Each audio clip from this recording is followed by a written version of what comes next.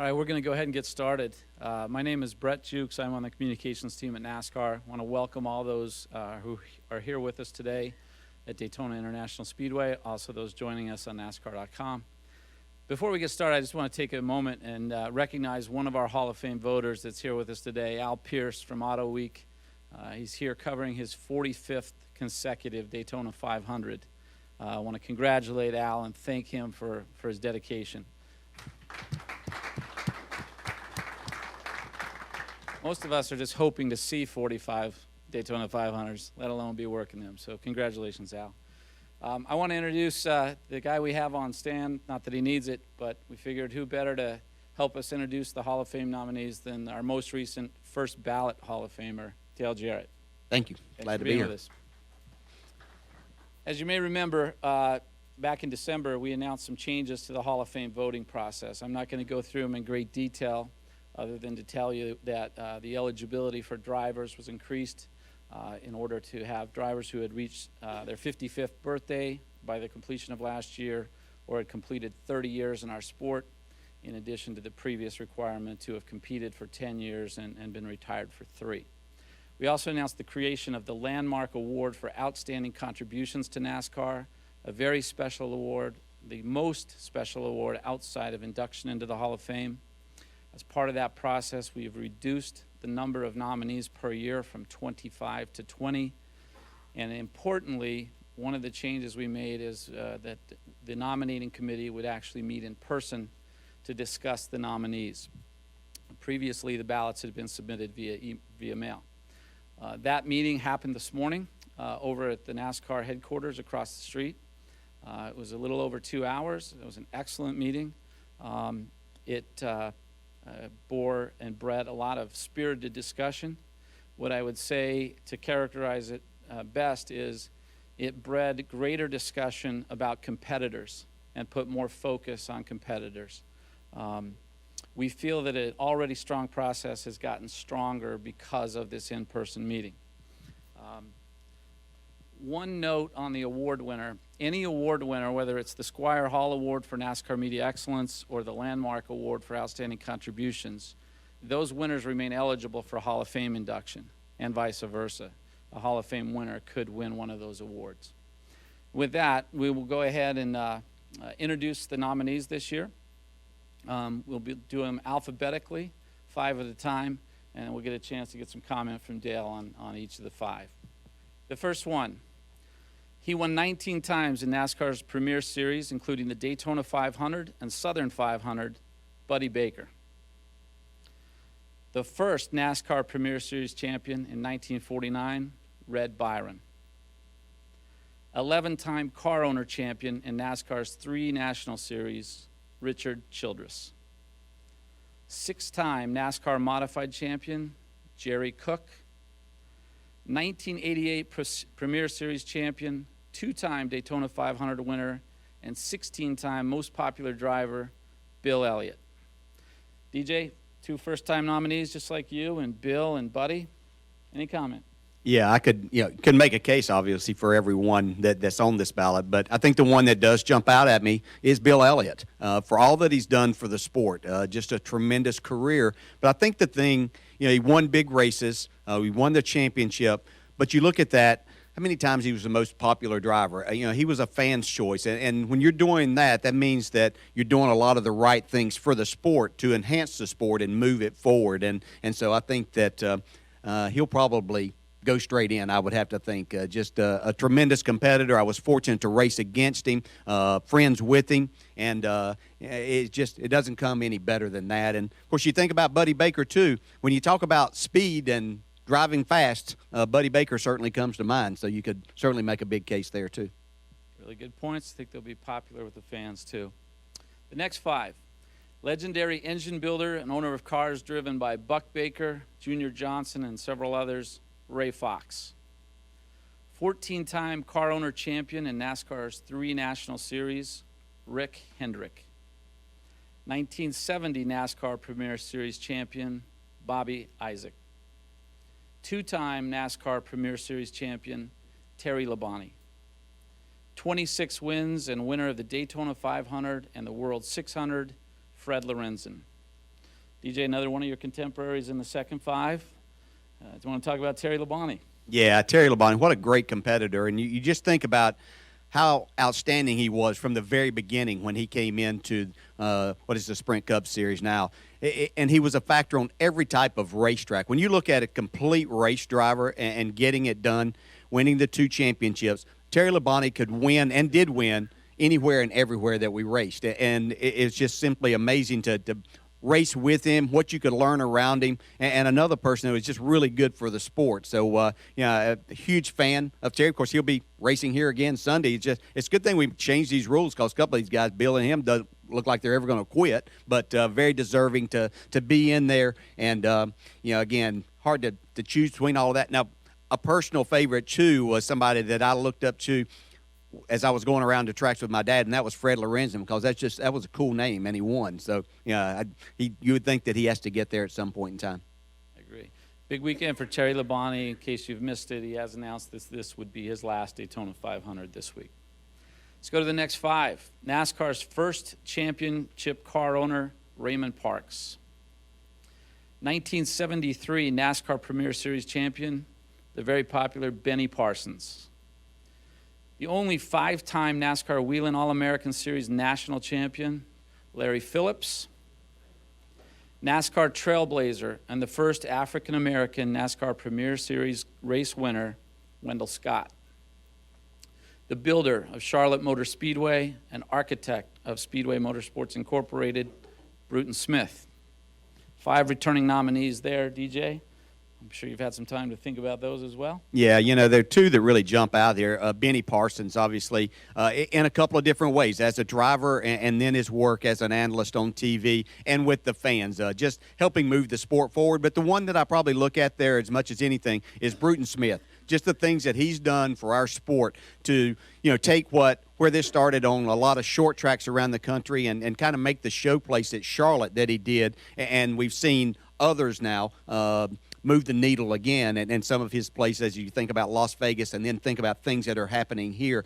That's what Bruton Smith, I think, did for this sport, and thought had the fans in mind, and this is someone that helped this sport go forward, and I think that's an important quality. The nominating committee agreed all of those were returning nominees. Let's go to the final 5. The winner of a record-tying 9 NASCAR championships, Mike Stefanik. Early NASCAR star, many called the Babe Ruth of stock car racing, Curtis Turner. 2-time NASCAR Premier Series champion, Joe Weatherly. The 1960 NASCAR Premier Series champion, Rex White. And the final nominee for the 2015 class, who won the NASCAR Premier Series championship as both an engine builder and an owner, Robert Yates. I think I have a pretty good guess which one you want to talk about here, DJ. Yeah, pretty good guess. But, as I look at that last 5, that group, and the last 5 there, you could make that our 5, and I don't think anybody would argue the point. Just look at what they all have done in this sport. But obviously, my choice there is Robert Yates. And you think about where Robert started at Holman Moody and literally sweeping the floors and became the premier engine builder. But, along the way, he became a team owner. And I can tell you that his floor sweeping capabilities and responsibilities didn't change because he became a team owner, because one of the first times I ever went to Robert Yates Racing is I was getting ready to go drive there in 1995. I walked in, talked to the lady at the front. She said, Robert, you go through that door and you'll probably find him. And I did find him. He was sweeping the floors at his own place. But we all know that, it was because of what he could do in the engine department that literally people before him couldn't do and hadn't done. And it's just incredible. But his knowledge of everything about a race car and then running a race team and making it a winning race team, it's just incredible. And so, I could sit here all evening and talk about why he should be and hopefully he will be into the Hall of Fame come next May. Great comments. We certainly agree. I think the nominating committee has done an excellent job. This is a great group, and there was a lot of spirited debate. There's a lot that didn't make it this year that are certainly to be Hall of Famers down the road, so reflective of how good the process is. We'll go ahead and announce the 5 nominees for the Landmark Award now. First, the founder of Martinsville Speedway, H. Clay Earls. She helped build the sport with her husband, Bill France Sr., affectionately known as Annie B., and Bledsoe France. NASCAR's first championship car owner and appearing on both ballots, Raymond Parks. He formed a groundbreaking Winston NASCAR partnership as an executive with R.J. Reynolds Tobacco Company, Ralph Seagraves. And the final nominee for the Landmark Award, legendary radio and TV broadcaster, the inaugural winner and namesake of the Squire Hall Award, Ken Squire. DJ, you're now a media guy. You've been around the sport. You've certainly benefited from some of what these pioneers have done. What jumps out here? Yeah, can we put them all in on this first one? Once again, just, it's incredible. And you look at what each one has, the contributions they've made. But if I'm going to pick one out of there, you always think back and wonder and think about when this sport, kind of the explosion, and what helped fuel that and make all of that happen.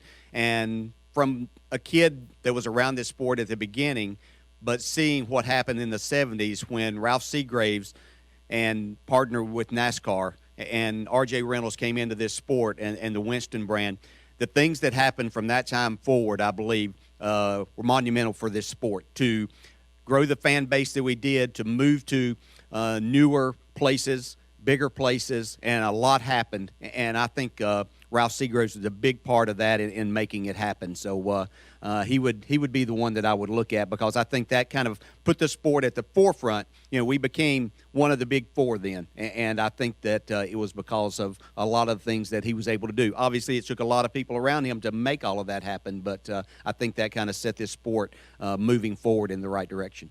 Can you comment on Annie B. France and certainly the role the France family's played? Yeah, obviously, we wouldn't even be talking about any of this if it wasn't for the France family, and certainly Ms. France is someone that, kind of, I look at her and think a lot about my mother and about kind of in the background, but you knew that a lot of decisions were being made there and suggestions were coming from there, and the things that she did, not wanting credit or anything, but that a lot of the things that were said by someone else with a France name were because of things that she was saying behind the scenes. And I look at my mother a lot like that. My dad may get a lot of the credit for a lot of the things, or the rest of the family and things, but it was a lot of because the way my mother was doing things. So she certainly had a big hand in making this all transpire and giving us all the opportunity to be here and even talking about this.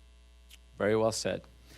We'll have a couple little housekeeping items at the end, but we'll now go ahead and open it up to questions for DJ. Take a few. We know we have the drivers' meeting coming up, but are there any questions for Dale? Over here, Randy. Yeah, Randy Kovitz, Kansas City Star. Larry Phillips, people don't understand or recognize. Can you just kind of encapsulate him a little bit? Because he didn't drive in the big time, per se. Yeah, he didn't, but very worthy of being on this and very worthy of being in the Hall of Fame, because we have to look at what champions are made of and what the sport is about, and certainly Larry Phillips is one that did his job, and this isn't saying just as we were fortunate to get Jack Ingram in 2014. Larry Phillips is another one of those that won races, and he just embodies what a champion is. And hopefully, as this moves on, more people understand about what kind of champion and what it is that it takes to be a champion, and that they're very deserving to be in this Hall of Fame. So it's a tough process, because I think we're not speaking for everyone that votes on this, but we all are we have it in our mind of people that we have either seen recently or that we heard and know more about, that it's the tendency to go in that direction. But Larry Phillips is a race driver that I admired and look up to, and understand that he was very deserving of being a part of this class and going in as soon as possible, because just very, very talented. Thanks. Over here. David Carvel, NASCAR.com. Dale, I know you're looking at this process from the outside in, but do you feel like the lack of a championship is going to hurt Mark Martin here?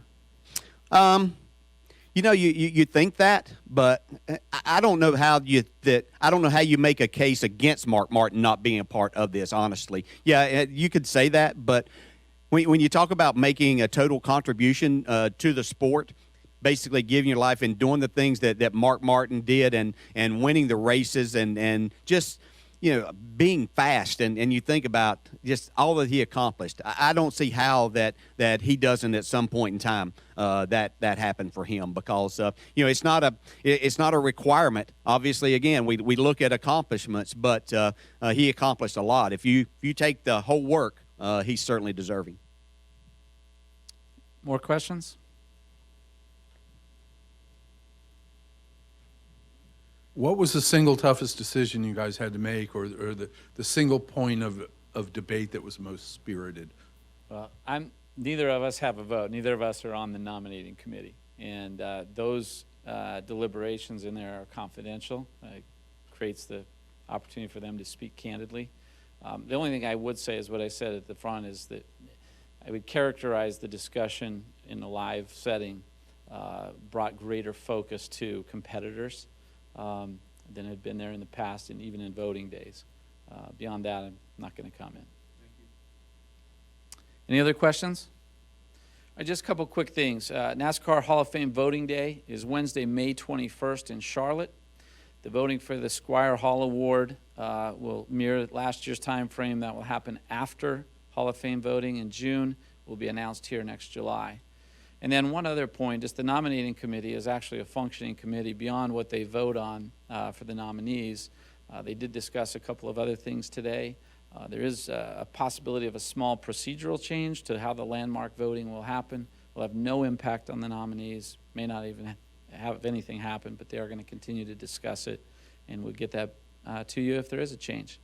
Thank you again for being here, DJ. Thank you. Absolutely. Congratulations again, and Thank you.